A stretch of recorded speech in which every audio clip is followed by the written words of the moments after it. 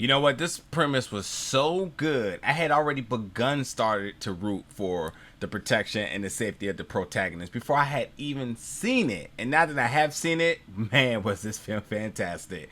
So let's dive into the review of this new film right now.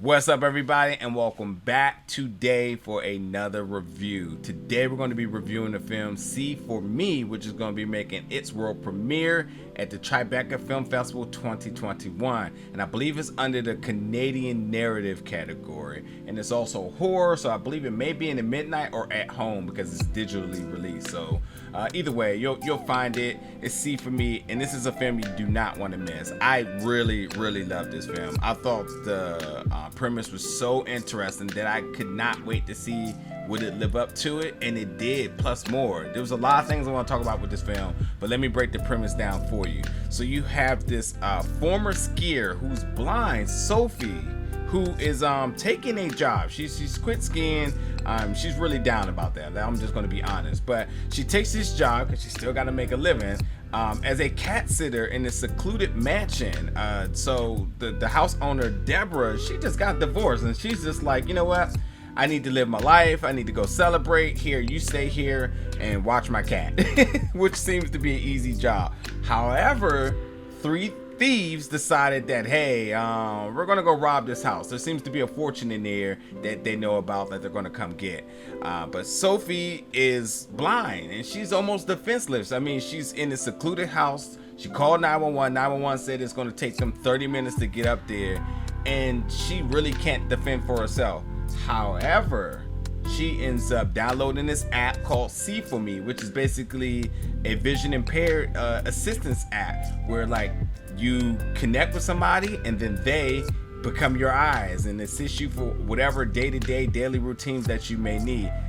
Well, she meets this army veteran, Kelly, who's addicted to first person games. Excuse me. I gotta say too, she was raging, and I felt that. Like I'm a first person gamer as well too, and yeah, when she was raging, I was like, I know that feeling when your squad lets you down, and you gotta let it out. You gotta let them know how you feel. But yeah, so she becomes the eyes for her, and in doing so, you know, it's about either invading or survival in this situation. And it's funny because Kelly becomes a 911 dispatcher, and then at some point Sophie obtains a gun, so she gets her real life first person shooter game going on. So like, it's kind of crazy how that kind of worked out. So yeah, and it's all about Sophie survival of the night. So yeah, that's a very interesting premise to me, because you're kind of wondering how this all going to play out and so on. So they'll talk about Sophie for a little bit too. Like, Sophie is not helpless at all. I mean, yes, she appears to be having a difficult time accepting the fact that she is blind and life has to go about ways a little bit different than she's used to. But and everybody wants to help her, but she is really triggered by anyone trying to lend a hand. And she just doesn't want to feel handicapped, and she's very independent, except for when it comes down to her friend Cam, who's the only person she seems to trust when it comes down to assistance. Other than that, Sophie is very stubborn. I mean, independent yet stubborn. She does not want help, and anytime anybody's offered it, she has attitude about it.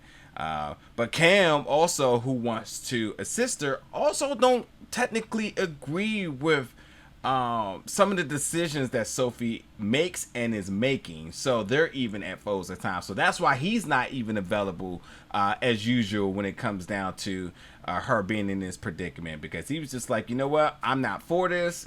Things she's up to, find a way. And that's where she has to resort to this app and meeting a stranger, and that's how she meets Kelly, and Kelly again becomes her 911 dispatcher into her real life first person survival gamer. So very interesting dynamic there.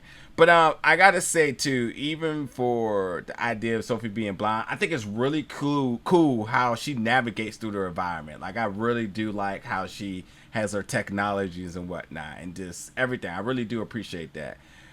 But at the same time too, as much as Sophie comes off as innocent, she also is a person who uses her disability as a crutch, so that when she does something wrong, she just resorts back to the idea like, hey, I'm blind, so whoops. And that's, you know, part of the reason why Cam doesn't agree with some of the things she does. So yeah, going into the film, I love when I feel concerned and connected for the protagonist. This is what makes horror films good. I, at all times, worried about Sophie because she was embarking on a big journey and a lot of responsibilities by herself, and she just refused to get help. And that's even before, you know, any of the robbers coming to the house. And then now the fact that you got three men who's trying to break into this house to steal, and that she's this young lady who's blind, like, think about that. That's super scary alone, and it's something that could be totally possible. So like, I like the realism in it as that. And I will say that things did feel pretty believable. Like, sure, there was some coincidental timing of things, but overall it still felt very, very believable.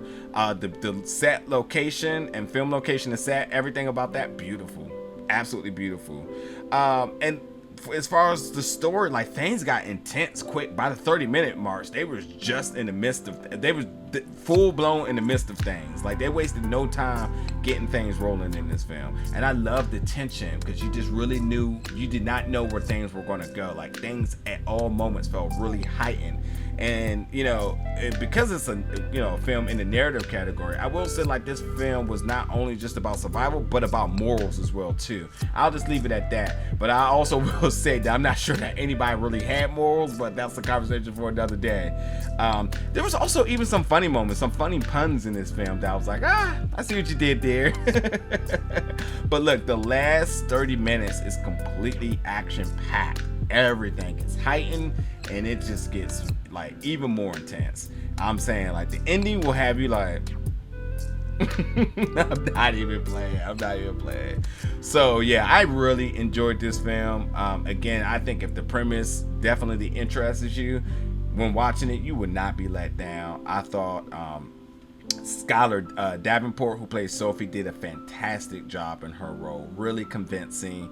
By all accounts, I sympathized for her the entire time. I was genuinely concerned for her, and I just thought that in her performance and being in distress, and kind of being motivated, even being stubborn, I thought she did a good job in all the personalities that she had to put on. So really good job as your lead in this film. But overall, everybody that came together putting this film together, I thought did a really good job. I don't really see anything that this film lacked. It did not feel low budget, and it feels like a film that will not be, if it hasn't already, been picked up already by a major company, because this is a really solid film. So, but yeah, this is C for me. Check it out, folks. Definitely jump in the comments. Let me know your thoughts about this film. And until then, stay tuned because we got more reviews coming very soon. Thank you for watching, folks.